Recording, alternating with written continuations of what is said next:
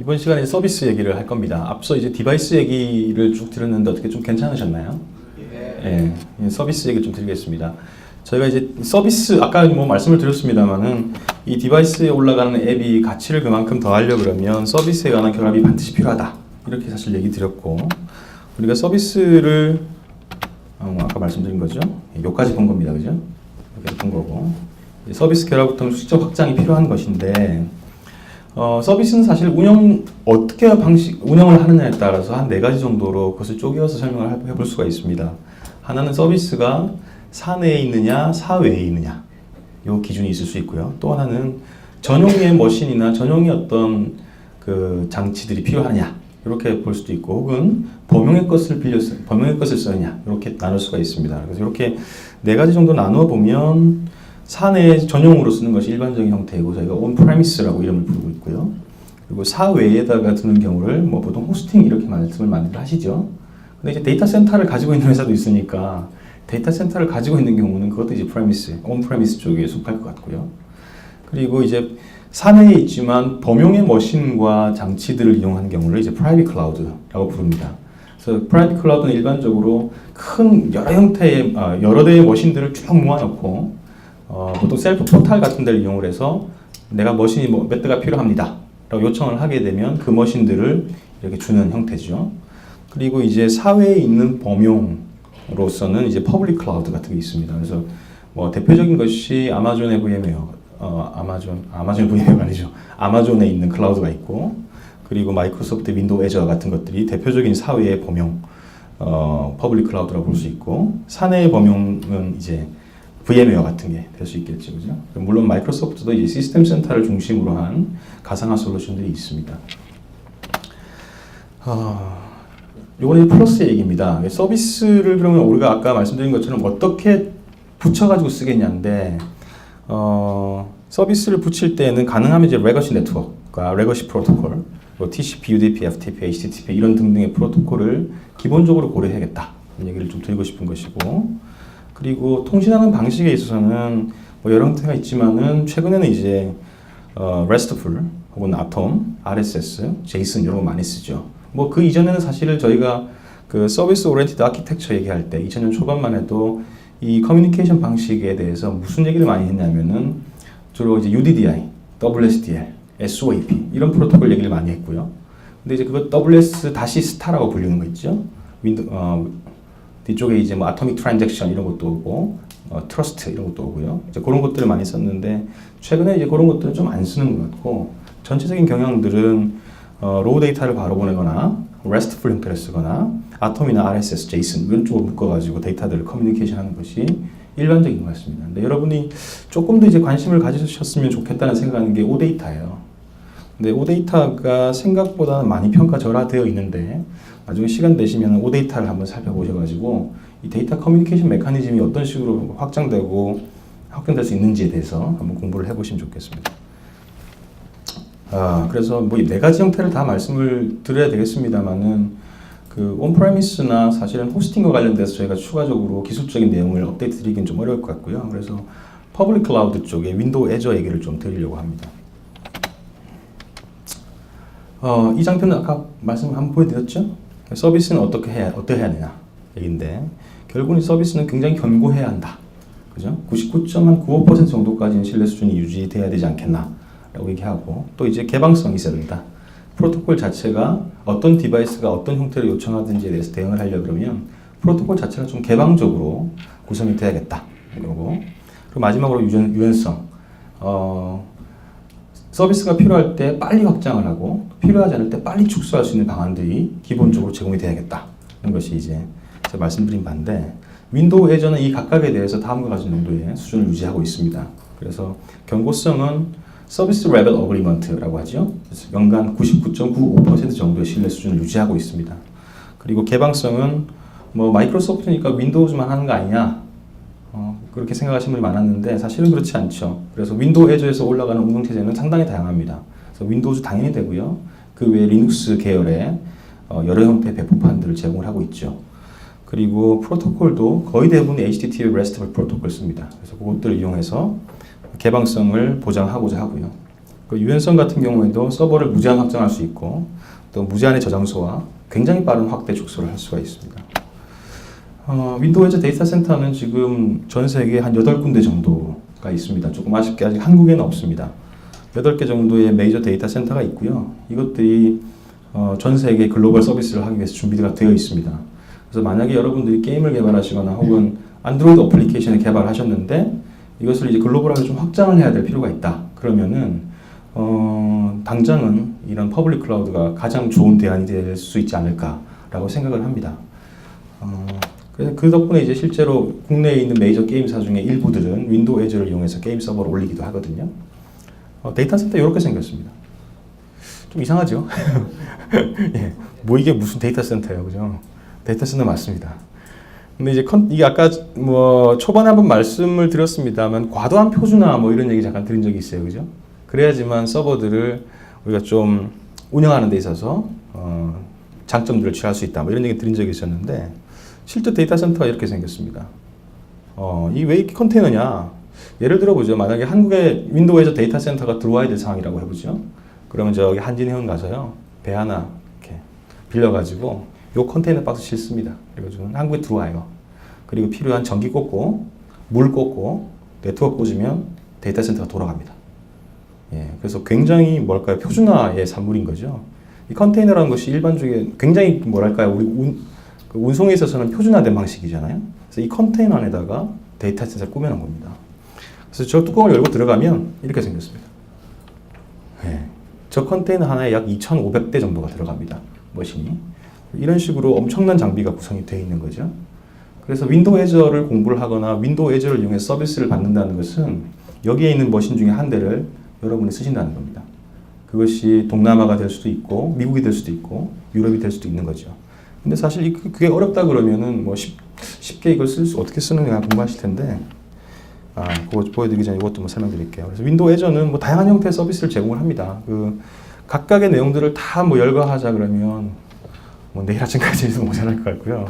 그래서 몇 가지 대표적인 서비스만 조금 보여드리면,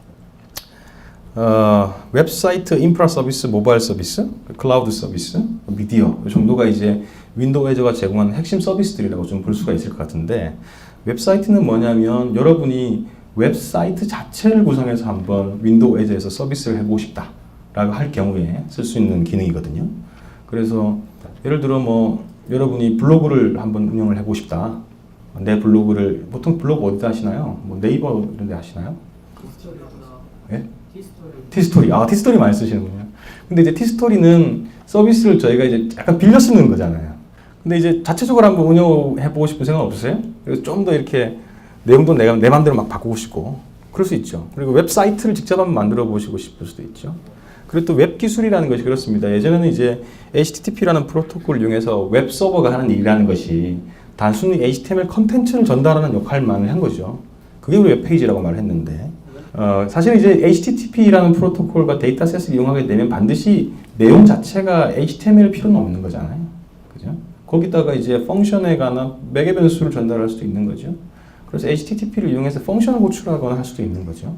그래서 웹사이트라는 기능은 사실은 그래서 웹페이지를 물론 호스팅 하는데도 강력하게 쓸 수 있지만 그 외에도 디바이스 플러스 서비스의 전략에 있어서 디바이스가 호출하는 함수 형태로 웹사이트를 구축하실 수도 있고요.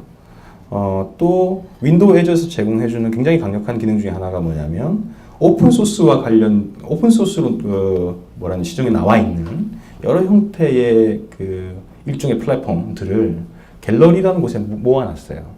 그래서 여러분들이 아주 쉽게 그것을 가져다가 여러분만의 블로그를 만든다거나 여러분만의 무슨 그 CMS를 만든다거나 하실 때 빠르게 하실 수가 있습니다. 윈도우 에저를 아마 못 보신 분도 계실 텐데 윈도우 에저 웹사이트는 azure.com입니다. 그래서 그 다른 건 물론 뭐 아주 디테일한 URL을 기억하셔도 좋지만 그냥 azure.com 이렇게 들어가시면 다음과 같은 페이지를 보실 수가 있습니다. 그래서 여기서 저는 이제 회원 가입을 했어요. 여기 보시면은 무료 평가판 아마 몇 달이죠? 3달인가요? 90일. 예, 3달 동안 여러분 윈도우 에저를 무료로 쓸 수도 있거든요.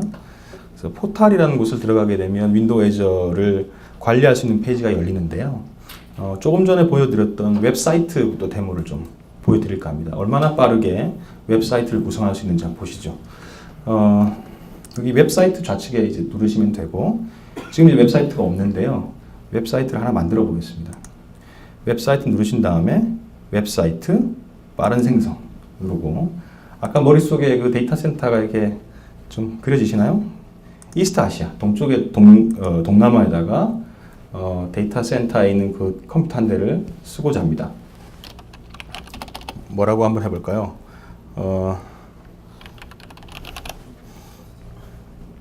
안드로이드 엔드 스터디라고 했습니다. 그러면은 웹사이트 만들기를 합니다.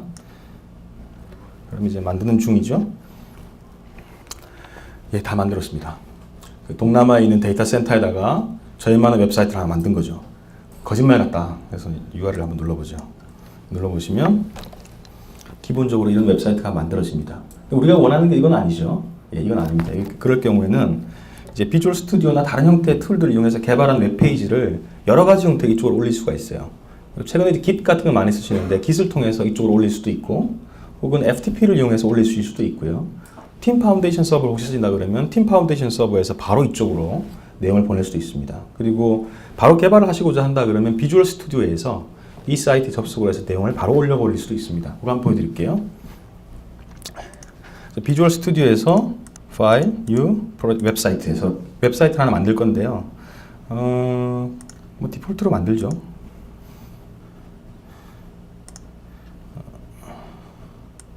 이 웹사이트입니다. 이거는 이제 디폴트로 나와 있는 웹페이지인데요. 좀 바꿔볼까요? 뭐 별로 대단한 걸 할 건 아니고, 여기다가 뭐 써보죠. 뭐 예를 들면 디바이스, 여기다 플러스 서비스. 내용을 바꾼다 정도만 이해하시면 되겠습니다. 내용을 바꿨어요. 웹페이지를 다 만들었다고 가정을 하죠. 그럼 이제 여기 만든 거를 아까 만들었던 웹사이트에 올려야 될 거 아니에요, 그죠? 올리기 위해서는 뭔가 그쪽에 정보가 필요하지 않겠습니까? 만들어진 URL이든지 뭔지 있어야 될 거 아니에요. 그래서 그걸 위해서 아까 웹사이트 만든 쪽으로 가서요. 가서 눌러보시면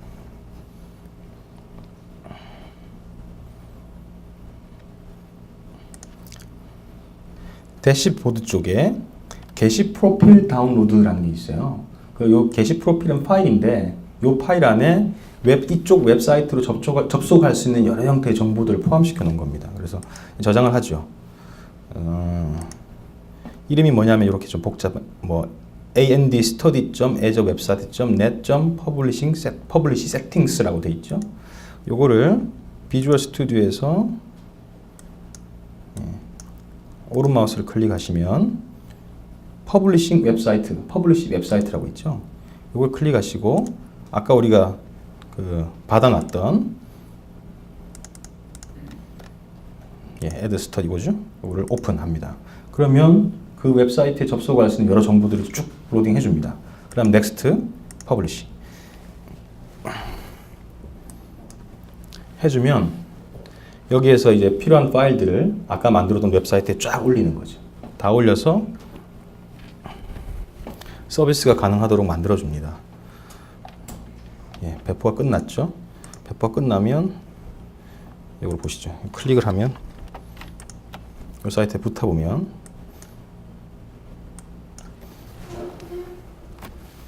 예, 내용이 바뀌었죠, 그죠? 그래서 그 페이지가 지금 바뀐 겁니다. 이거 이렇게 보시니까 좀 이상한가요? 캐시가 있어가지고 제가 일부러 그렇게 했는데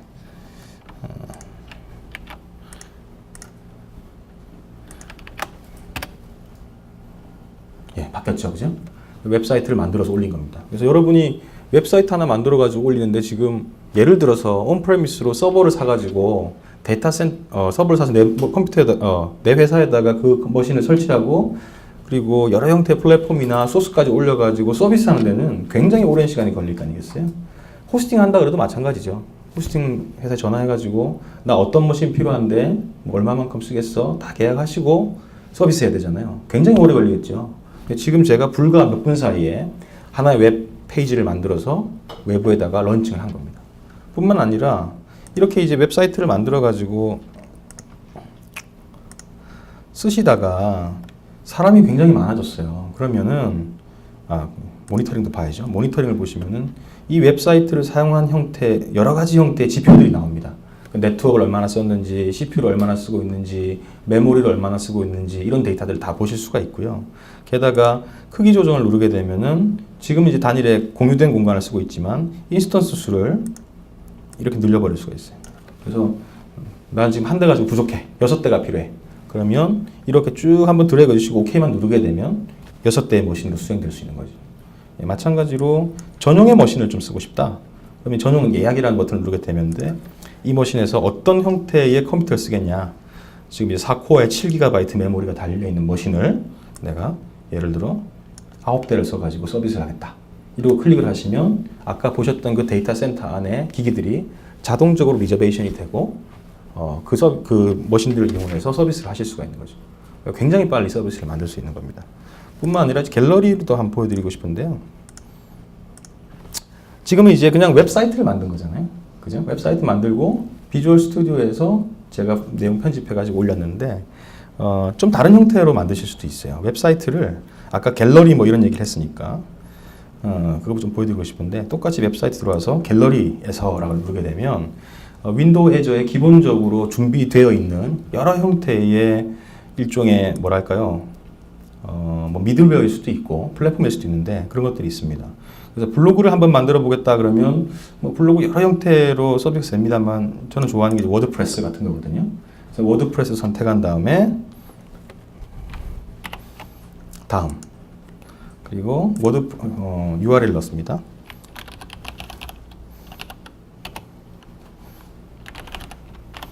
뭐 이렇게 이름을 붙이죠. 그리고 데이터베이스는 MS SQL이 아니라 MySQL. 왜냐하면 워드프레스가 MySQL 쓰거든요. MySQL 선택하고 지역은 뭐 동아시아로 하죠. 똑같이 해놓고 다음 누릅니다. 그럼 이제 데이터베이스 이름 뭐니 또 물어보는 거죠. 데이터베이스는 정하고요. 이렇게 하면 만드는 중입니다. 그래서 이렇게 이 과정이 일어나게 되면 윈도우 애저에 있는 갤러리로부터 워드프레스와 관련된 소스 코드를 다 긁어다가 금방 우리가 만드는 웹사이트에다가 다 복사를 해주는 거죠. 복사를 하면서 서비스할 수 있는 단계까지 자동으로 만들어줍니다. 예, 다 만들어졌습니다. 실제로 서비스가 되고 있는지 한번 확인을 해볼게요. 아까 말씀드렸던 end study blog라고 만들어져 있고 이 URL은 사실은 여러분이 이제 DNS 조정하시면 되잖아요, 그죠? CNAME나 해가지고 포워드 하시면 되고 워드프레스의 그 어드미니스트레이션 페이지거든요. 그 사이트 타이틀을 제가 써보겠습니다. 예, 관리자 어드민으로 하고요. 패스워드는 뭐 제가 임의로 치겠습니다.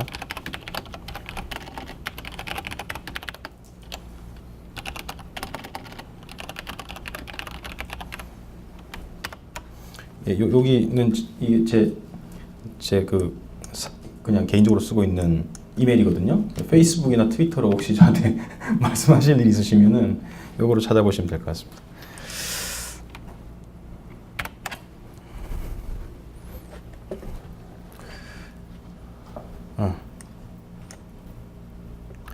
예, 로그인해서요.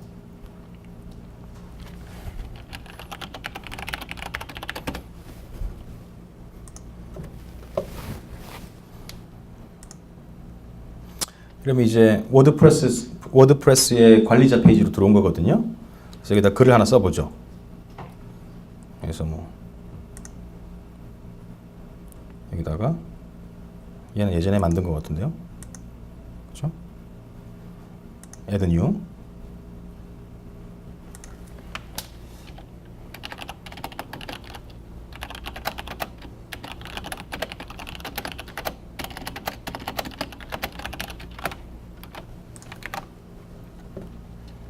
예, 이러고 퍼블리싱을 하시면 되죠. 예, 퍼블리싱 됐습니다. 그래서 이제 관리자 페이지에서 벗어나서 일반 사용자들이 접속을 하게 되면 이런 페이지를 볼 수 있는 거죠. 예, 금방 올렸던 글이 이렇게 게시가 된 걸 알 수 있습니다. 그래서 뭐 블로그 서비스를 물론 이제 티스토리 같은 데다가 잘 운영하시는 거 좋은데 지금처럼 윈도우 애저에다가 뭐 비용 부담만 없다 그러면 혹은 좀 더 퍼블릭하게 그 사이트를 운영하시고도 한다 그러면 뭐 이런 식의 메커니즘도 상당히 좋을 것 같고 지금 불과 이제 몇 분 사이에 마치 우리가 그 블로그 서비스를 그냥 임대해 쓰는 것처럼 티스토리를 빌려 쓰는 것처럼 빠른 속도로 나만의 블로그를 만들 수가 있죠. 뿐만 아니라 지금 이제 그 워드프레스 같은 건 PHP로 만들어져 있잖아요. PHP로 만들어져 있는데 그 중에 코드를 막 고칠 수도 있어요. 그래서 윈도우 에즈에서 그 워드프레스 파일들을 쫙 다 내려받아가지고 그 내용들을 편집을 해서 다시 올릴 수 있습니다.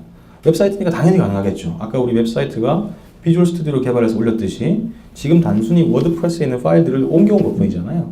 그러니까 그 파일들을 다 다운로드 받아서 그 안에서 내가 다 수정을 해가지고 내용을 수정하셔서 올릴 수도 있습니다. PHP, .NET 다 되는 거죠. 예, 이런 식으로 이제 웹사이트가 실제 운영이 되고요.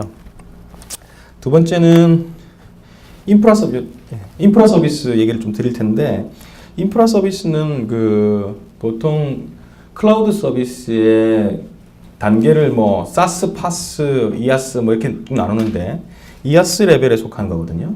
그래서 VM 자체를 내 회사에서 운영을 하다가 VM이라는 게 결국 VHD 파일이잖아요.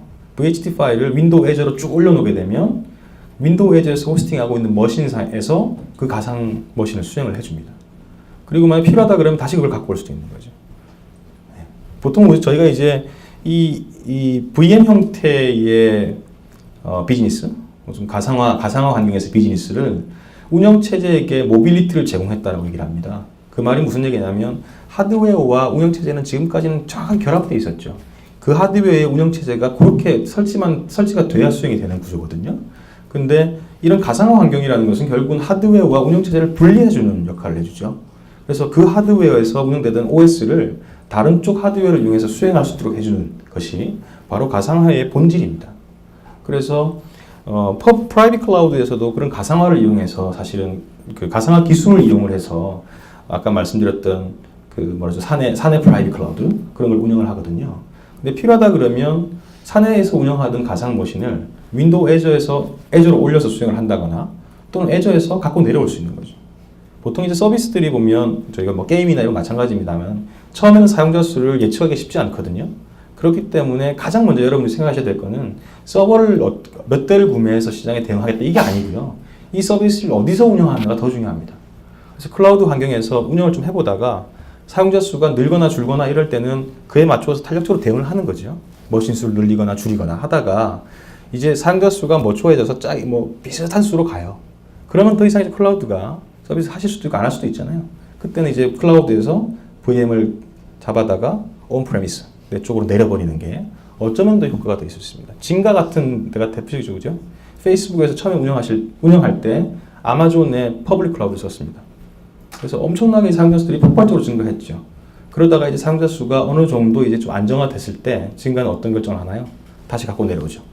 온프레미스로 갖고 내려옵니다. 왜냐하면 그것이 더 성능을 좋게 할 수 있는 여러 가지 방안들이 있기 때문입니다. 그런 식으로 서비스들을 운영하는 것이 가장 적합한 것이 아닌가라고 저는 생각을 하고 있습니다.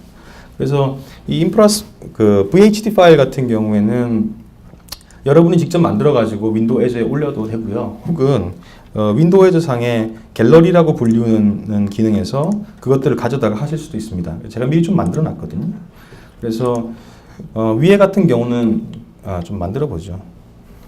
똑같이 새로 만들기를 해서 가상 컴퓨터 빠른 생성을 해가지고 여기다가 머신을 이렇게 쓰실 수 있어요. 그 이미지는 윈도우 서버 2012에다가 예를 들어 28기가 메모리에 코어 4개짜리 머신을 이렇게 미국 동부에다가 만들 수 있다는 거죠. 그러면 순식간에 미국 동부에 저런 하드웨어가 아니죠. 그러니까 VM이 생기고 그것을 쓸 수 있는 거죠.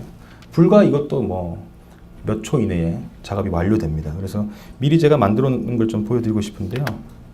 두 가지를 만들어 놨는데 하나 만들어 볼게요. 새로 만들기를 해서 가상 컴퓨터 갤러리에서 이렇게 선택하신 다음에 윈도우 서버 2012 보셨나요? 한번 보죠. 서버 2012를 보이는지 한번 보세요. 오픈수세도 있고요. 우분투도 있죠. 오픈 로직 많죠. 윈도우 서버 2012를 가상 컴퓨터 이름을 win 이렇게 하죠. win. 사용자 이름은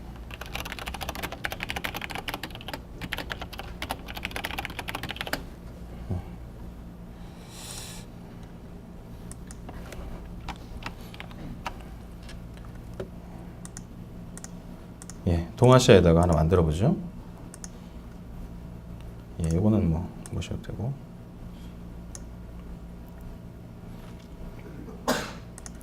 이렇게 하면은 이제 서버가 만들어지는 거죠. 윈도우 서버 2012를 데이터 센터 버전을 endwin이라는 이름으로 생성을 하게 됩니다. 이건 시간이 걸리니까 조금 놔두고 다음 보겠습니다. 그래서 인프라 서비스는 이제 결국은 VM 만들어 가지고 윈도우 에즈에서 수행하는 거다. 이렇게 좀 정리를 하면 쉽게 이해가 되실 것 같고, 그리고 윈도우 서버뿐만 아니라 여러 형태의 배포판 리눅스도 다 포함을 하고 있다. 그리고 SQL 서버 같은 것도 올라가죠. 아까 보니까 SQL 서버 같은 걸 올려갔을 수도 있고, 비지톡을 올릴 수도 있고요. 액티브 디렉토리 같은 걸 올릴 수도 있습니다. 그래서 일반적으로 온프레미스에서 운영하고 있었던 여러 형태의 인프라들을 윈도우 에즈에서 그대로 쓰실 수가 있고요. 또 더 신기한 거는 뭐냐면 애저하고 온프레미스에 있는 머신들을 마치 하나의 네트워크에 있는 것처럼 가상으로 묶어 쓰실 수도 있어요. 그래서 데이터베이스는 예를 들어 이거 뭐 보안과 관련되니까 내 회사에 두고 싶어 하실 수 있잖아요. SQL 서버는 내 회사에 두고, 그리고 그 데이터베이스를 이용하는 어플리케이션은 윈도우 에저에 두는 거죠. 물론 이제 속도가 레이턴시 문제가 좀 있으니까 그것이 뭐 적합한 시나리오도 있고 아닐 수도 있겠습니다만, 그런 식으로 두고 서비스를 운영하실 수도 있어요. 그리고 비지톡 같은 거를 올려놓고 쓸 수도 있고, 우리가 뭐 인증과 관련된 문제를 해결하기 위해서 액티브 디렉토리를 윈도우 에저에 올려놓고 그걸 이용해서 인증 시스템을 구성하는 그런 방법도 되죠. 그래서 네트워크를 온프레미스와 클라우드 쪽에 하나로 결합시켜서 여러분의 비즈니스를 구성하실 수가 있습니다. 모바일 서비스 좀 이따 얘기 드리고요. 클라우드부터 말씀드릴게요. 클라우드 서비스는 정말 본격적으로 한번 클라우드를 제대로 이용해보고 싶은 분을 위해서 있는 서비스입니다. 어떤 거냐면 이런 겁니다. 두 가지 형태의 컴퓨팅을 제공합니다. 하나는 웹 형태의 통신을 담당하는 웹롤이라는 역할을 하나 만들고, 그리고 나는 뭐 인터페이스 이런 거 필요 없고 계산만 하는 뭔가 역할을 하는, 백그라운드에서 계산만 하는 이런 역할을 하는 경우에 워커롤 이런 걸 제공합니다. 그래서 앞쪽에 이제 웹 페이지를 내가 한 10대 정도로 구성을 하고, 그것들에 관한 로직을, 비즈니스 로직을 처리하는 머신을 한 10대 정도 운영하겠다 그러면 웹롤 10대와 워커롤 10대를 구성을 합니다. 그리고 그 둘 사이의 커뮤니케이션 채널을 만드는 거죠. 그래서 바로 뭐 커뮤니케이션 하실 수도 있고, 여러분 뭐 스위프트 이런 것도 많이 쓰시죠. 스위프트 이런 거 써서 통신하셔도 되고, 혹은 마이크로소프트의 WCF 서비스 이런 거 이용하셔도 되고, 혹은 뭐 Q라는 것도 제공하기 때문에 웹롤하고 워커롤 사이에 속도 차가 있는 경우에 그런 Q에다가 데이터를 담아서 처리할 수도 있죠. 그래서 뿐만 아니라 이제 데이터베이스, SQL 데이터베이스를 가상화해 놓은 윈도우에 데이터베이스 쓰실 수도 있고, 또 노시퀄 최근에 많이 얘기하잖아요. 그죠? 노시퀄도 제공하고 있습니다. 윈도우 에저가. 그래서 윈도우 에저의 테이블 스토리지 이런 것들을 보시면 정확히 노시퀄과 일치합니다. 그래서 그런 것들을 쓰실 수도 있고, 또 스토리지에다가 그냥 파일 시스템처럼 내가 쓰고 싶다. 이럴 경우에도 윈도우 에저의 그 스토리지 서비스를 이용하시면 됩니다. 요것도 제가 하나 만들어 놨는데요. 클라우드 서비스인데 제가 명CL이라는 이름으로 해서 클라우드를 하나 만들어 놨어요. 그래서 여기 보시면 이제 모니터링은 당연히 하실 수 있고, 구성 정보가 이렇게 이걸 보시드리죠. 그래서 크기 조정을 할 수가 있어서요. 웹롤은 이제 아까 웹사이트의 역할을 해주는, 웹으로 HTTP로 커뮤니케이션 하는 그런 어떤 역할이라 그랬잖아요. 얘를 쭉 눌려버릴 수 있는 거죠. 그래서 뭐 비용만 허락한다 그러면 얼마든지 늘릴 수가 있습니다. 머신도 바꿀 수 있고, 마찬가지로 워커롤도 이런 식으로 늘려버릴 수 있는 거죠. 이렇게 이제 사용자가 수동으로 할 수도 있고요. 그리고 간단한 로직을 어플리케이션으로 구성을 하시게 되면 여러 형태의 기본 데이터를 이용을 해서 자동으로 확장되도록 할 수도 있어요. 예를 들면 게임 같은 경우에는 주로 밤 10시부터 새벽 2시가 사람이 제일 많습니다. 그리고 낮 시간이 쭉 줄죠. 새벽 한 5시, 6시 되면은 사용자가 10분의 1, 20분의 1로 떨어지거든요. 그런데 계속해서 내가 머신을 유지할 필요가 없거든요. 그럴 경우에는 뭐 예를 들어 저녁에 한 6시 되면 머신 수를 10대로 늘렸다가 새벽 한 3시 되면은 머신 수를 2대로 줄여버리는 거죠. 그런 식으로도 운영이 가능합니다. 시간 베이스 운영하실 수도 있고, 혹은 사용자 트래픽이 몰릴 경우에 늘렸다 줄였다를 할 수도 있죠. 물론 이제 그럴 경우엔 내가 예측하지 못한 비용이 발생할 수 있기 때문에 뭐 좋은 시나리오라고 볼 수는 없지만 어쨌든 가능하다는 겁니다. 그런 식으로 머신의 수를 늘렸다 줄였다 하는 거죠. 그런 식으로도 할 수 있고요. 아까 이제 만들었던 가상 머신이 다 만들어졌어요. 보시죠. 여기서 대시보드로 가서 연결, 오픈.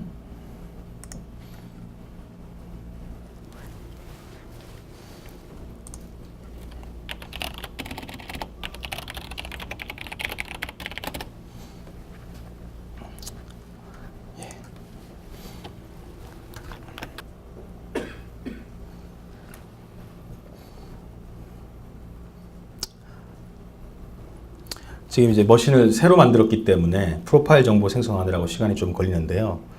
윈도우 서버 2012를 단순히 몇 번 클릭만으로 만들어서 리모트 데스크탑으로 접속을 한 거죠. 예, 됐죠. 그래서 그 몇 번의 클릭만으로 아까 윈도우 서버 2012를 동아시아 쪽에다가 만들고 쓰실 수 있는 환경이 된 겁니다.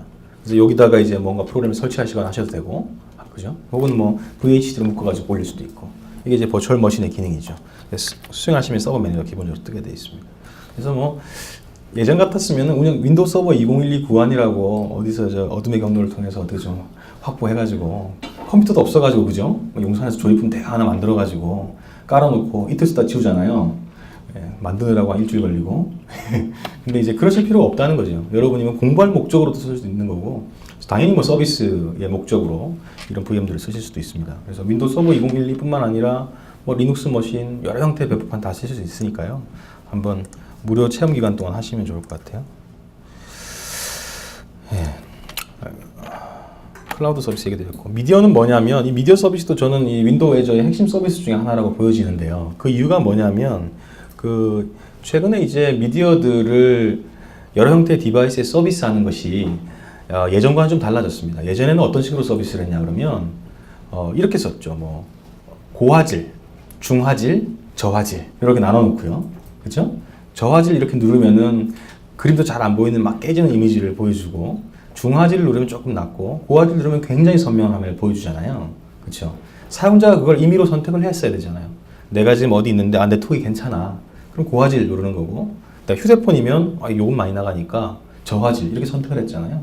근데 최근에 미디어 딜리버리 형태의 기술들은 그렇지 않습니다. 최근에 미디어의 서비스, 미디어 딜리버리의 어떤 패러다임이라고 할까요? 기술의 체계들은 이 디바이스가 어떤 정도의 캐패시티, 능력을 갖고 있느냐에 맞추어서 그에 맞는 미디어들을 딜리버리 해주는 것이 트렌드입니다. 그래서 여러분이 디바이스를 들고 다니다가 굉장히 느린 망으로 들어갔어요. 그러면 그 느린 망에 가장 적합한 형태의 미디어를 스트림을 해주고, 혹은 집에 들어가서 유선 연결이 됐어요. 그럼 그 네트워크에 맞는 형태의 고화질의 미디어를 내려주는 것이 지금 최근의 트렌드입니다. 그래서 그런 서비스들을 하려고 그러면 기본적으로 여러 형태의 미디어도 있어야 되는 거죠. 그죠? 막 굉장히 저화질부터 상당히 높은 형태의 고화질까지 여러 세트의 미디어들이 있다가 네트워크나 디바이스가 어떤 타입이고 어떤 캐패시티를 가지고 있느냐에 따라서 동적으로 그것들을 선택을 해줘야 되거든요. 그러다 보면 단순히 미디어 하나가 아니라 여러 셋의 미디어가 필요하죠. 그 말은 여러 번 미디어를 인코딩해야 된다는 거잖아요. 여러분 최근에 뭐 아이폰에서 미디어 보실 때 MP4로 인코딩 하신다고 밤새 미디어 이렇게 인코딩 걸어놓고 주무신 적 없으세요? 예, 그 저도 그런 적 되게 많거든요. 근데 그런 것들을 집에서 하지 말자는 거잖아요. 그리고 회사 같은 경우는 그 미디어가 얼마나 많겠어요. 그런 미디어들을 클라우드에 있는 컴퓨팅을 이용을 해서 올려버리는 거죠. 그러면 클라우드에 있는 컴퓨터들이 그 미디어들을 여러 형태의 밴드위스에 맞추어서 쫙 생성을 해주는 겁니다. 두 번째는 뭐냐면 미디어 타입과 코덱인데요.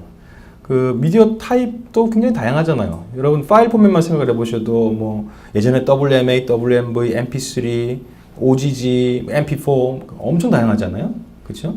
그런 것들을 내가 내 머신에 맞추어 가지고 회사 내에서 만약에 여러 형태의 디바이스에 맞추어서 회사 내에서 한다 그러면 굉장한 컴퓨팅 파워가 필요할 겁니다. 근데 그런 것들을 내가 하지 않겠다는 거죠. 어디다 한다?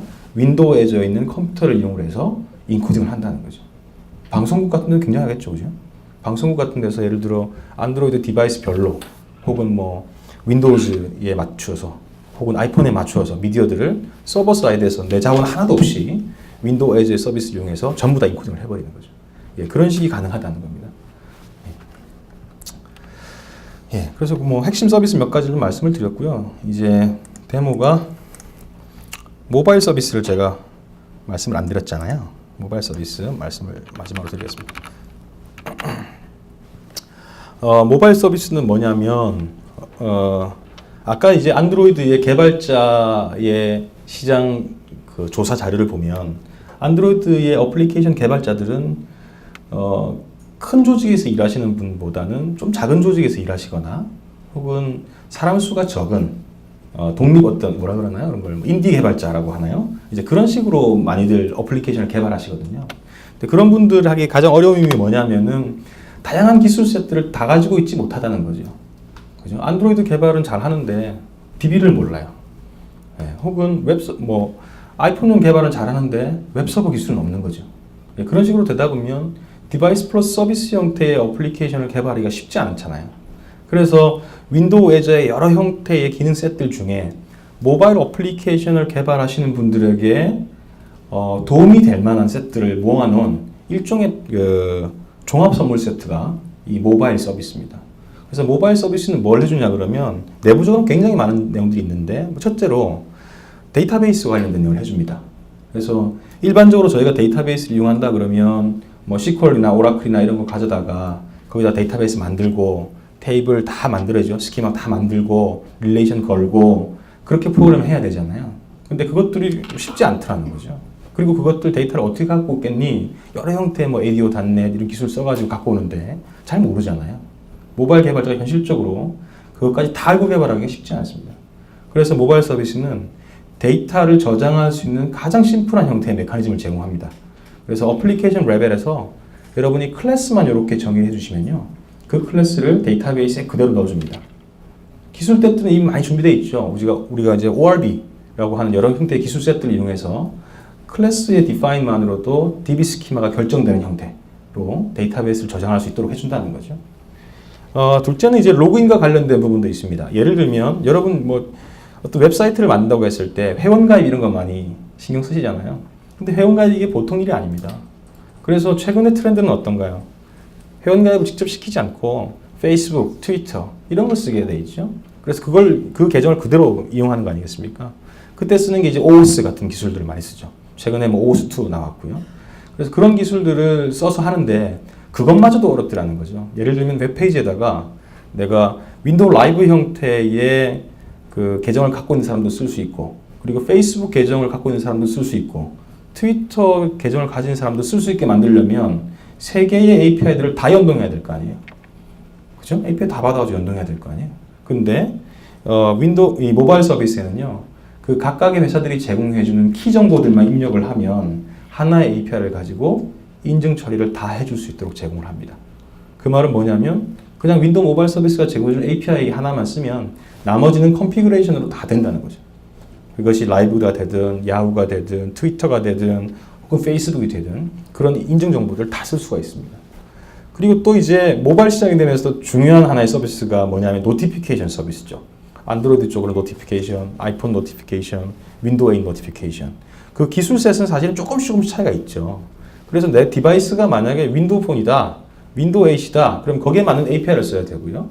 아이폰이다, 그럼 아이폰에 맞는 걸 써야 되고, 안드로이드 마찬가지겠죠. 근데 이제 모바일 서비스는 그것들도 통합해 줍니다. 다 통합을 해서 올려놓고 컨피규레이션을 쭉 잡아주시고 단순히 노티피케이션 버튼 그 명령 하나만 써주시면 그 디바이스가 무엇이든 상관없이 노티피케이션을 할 수 있다는 거죠. 그런 식으로 통합 서비스를 제공을 합니다. 그래서 몇 가지 그런 기능들을 제공을 해주고 있는데 오늘은 제가 간단한 예제를 좀 준비를 했습니다. 먼저 뭘 보여드릴 거냐면 데이터베이스 관련된 내용을 좀 보여드릴게요. 아까와 똑같이 이제 모바일 서비스 이렇게 누르시면 바로 만드실 수 있어요. 여기서 그냥 새로 만들기 해가지고 똑같은 방식으로 만들게 하시면 됩니다. 금세 만들어지는데 제가 이제 만들어 놓은 걸 한번 써볼게요. 그래서 여기 명모바일이라는 모바일 서비스 하나 만들었어요. 그래서 대시보드를 들어가 보시면 사용 내용 이런 것들이 쭉 나오죠. 근데 뭘 보여드리고 싶으냐면 여기 보시면 윈도우 이 모바일 서비스는 사실은 여러 형태의 디바이스를 다 지원을 해야 되잖아요. 그렇죠? 그래서 사용할 수 있는 API들을 윈도우 스토어 앱과 윈도우 폰 앱과 iOS와 안드로이드와 HTML까지를 다 제공을 하고 있어요. 그래서 코드셋을 참고를 하고 싶다 그러면 새 안드로이드 앱 만들기를 한 다음에 쭉 진행하셔서 다운로드를 누르면 그 안드로이드용 프로젝트 하나가 그냥 다운로드 됩니다. 그럼 이클립스에서 그걸 불러와서 서비스를 쓰실 수가 있어요. 그래서 제가 한번 미리 좀 작업을 해놨거든요.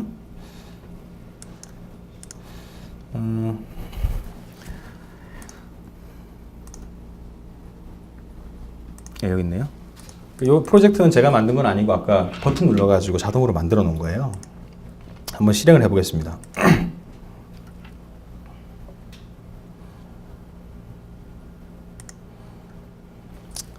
예, 요건데요. 이게 뭐냐면 투두 리스트예요. 뭐냐면 그냥 내가 하고 싶은 목록 이렇게 쭉 입력하고 했는지 안 했는지 체크하는 거거든요. 예를 들면 여기다가 뭐 이런 쭉 내용을 입력을 하고 add 이렇게 하면은 요 내용이 아까 말씀드렸던 윈도우 애저에 있는 모바일 서비스 쪽으로 쫙 올라갑니다. 이걸 만약에 여러분이 코딩을 하겠다라고 생각해 보시죠. 생각보다 공수가 많아요. 그렇겠죠. 생각해 보시면. 근데 그것들을 윈도우 애저에서는 굉장히 빠른 시간에 하실 수 있다는 거죠. 한번 보시죠. 정말로 들어가는지 한번 볼까요? 데이터 보면 투두 아이템에 두 개가 들어가 있죠. 그죠? 그리고 뿐만 아니라 똑같은 거를 이제 윈도우 8으로 한번 해보죠. 윈도우 아까 대시보드 보시면은 대시보드가 아니죠.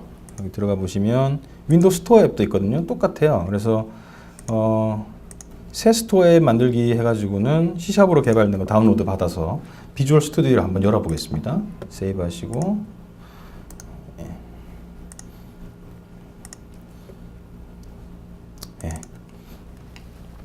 이러면 똑같이 비주얼 스튜디오에서 샘플로 만들어져 있는 코드들이 내려와서 보입니다. 코드를 보시면 이제 제가 보여드리면 굉장히 단순합니다. 실행부터 한번 해볼까요? 실행부터 해볼게요. 실행해 보시면 아까 이제 두 개가 올라가 있었잖아요. 그러니까 두 개는 아마 보일 것 같습니다.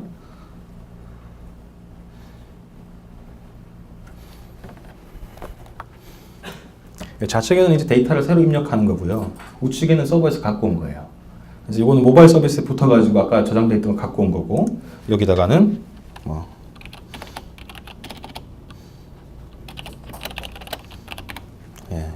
기다리시죠. 이렇게 하면 올라갔잖아요, 그죠? 이거 정말 서버에 저장됐냐? 진짜입니다. 이거 죽여고 다시 한번 실행해 볼게요.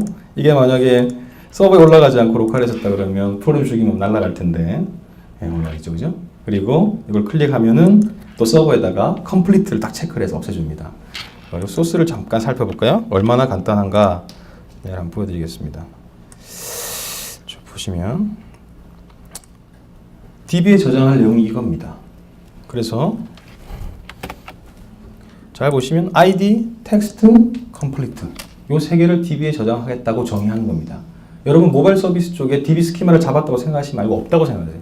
이렇게만 잡아두면 몇 가지 작업들만 통해서 그것들을 추가할 수 있다는 거죠. 예를 들어 여기서 하나 더 추가해 볼게요.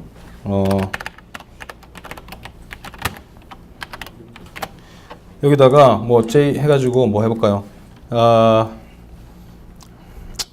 항상 저는 이게 창의력이 없어가지고 뭘로 해야 될지 잘 모르겠는데 뭐 예를 들어 뭐 해피라고 하죠. 해피라고 하고 블루 하죠. 이렇게 바꿨어요. 그죠? 바뀌기 전에 일단 내용을 한번 먼저 보죠. 가서 그래서 데이터를 보시죠. 여기 보면 투두 아이템이라는 테이블에 뭐가 있냐면 ID, 텍스트, 컴플리트가 있는 거잖아요. 그죠? 그럼 이제 이렇게 해가지고 프로그램을 수행해 보겠습니다.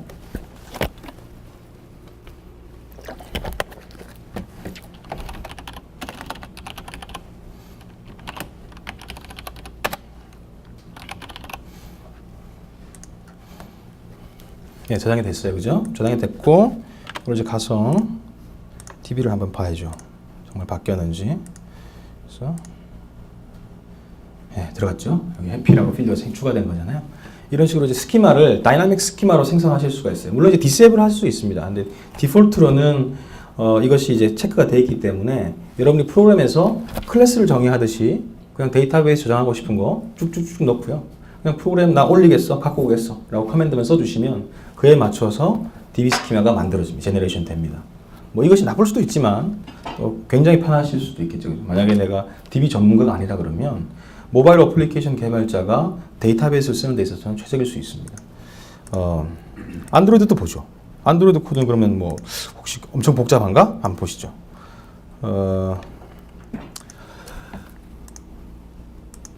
투두죠, 투두. 그죠?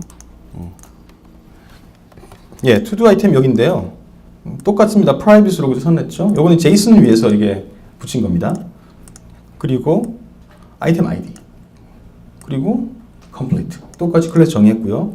밑에는 이제 생성자하고 투스트링이고 그리고 이것들은 전부 다 getset이에요. getset, 그죠?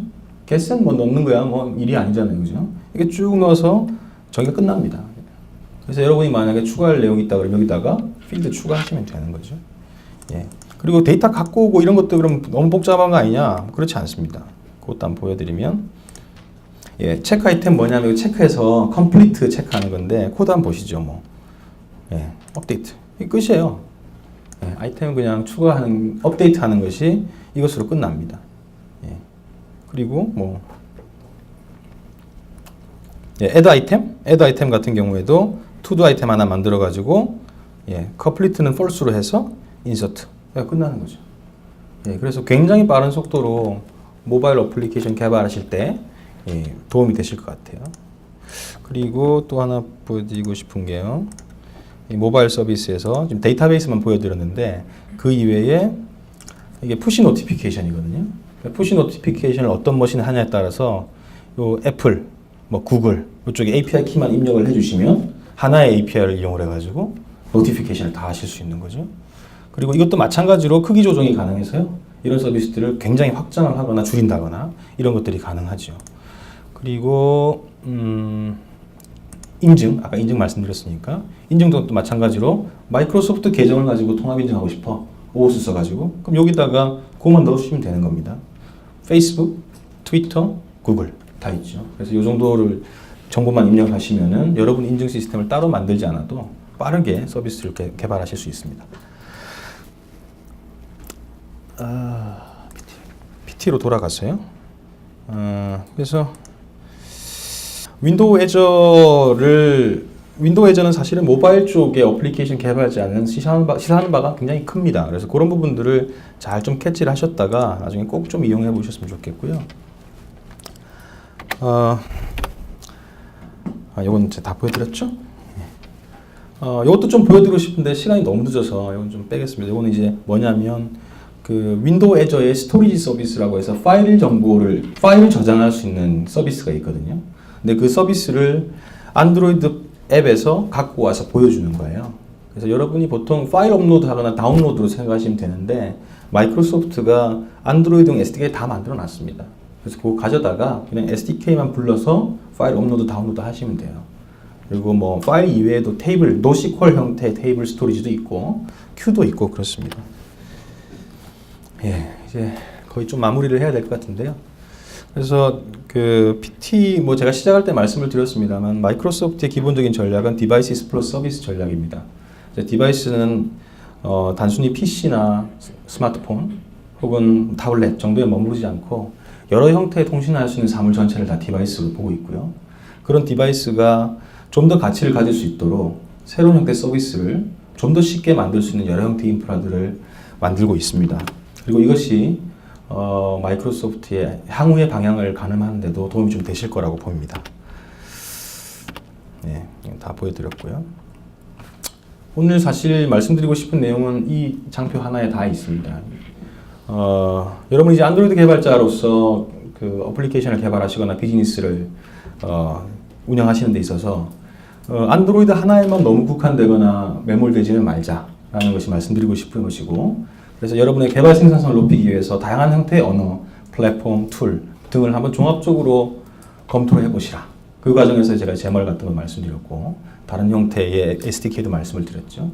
두 번째는 플랫폼 확장을 좀 고려하셔야 되겠다. 그래서 안드로이드뿐만 아니라 윈도우 8 그리고 아이폰 등등의 여러 형태의 플랫폼들을 좀 고려하셔서 확장을 해주시는 것이 비즈니스에 상당한 도움이 되겠다라고 말씀을 드리는 거고, 세 번째로 이제 디바이스 홀로 이제 어플리케이션을 운영하는 시대는 끝났다는 거죠. 그러니까 어플리케이션의 가치를 높이기 위해서는 그에 맞는 서비스의 결합이 필요하고 서비스를 운영하는데 윈도우 애저와 같은 퍼블릭 클라우드가 도움이 될 것 같다라고 요약을 드릴 수 있을 것 같습니다. 예, 감사합니다.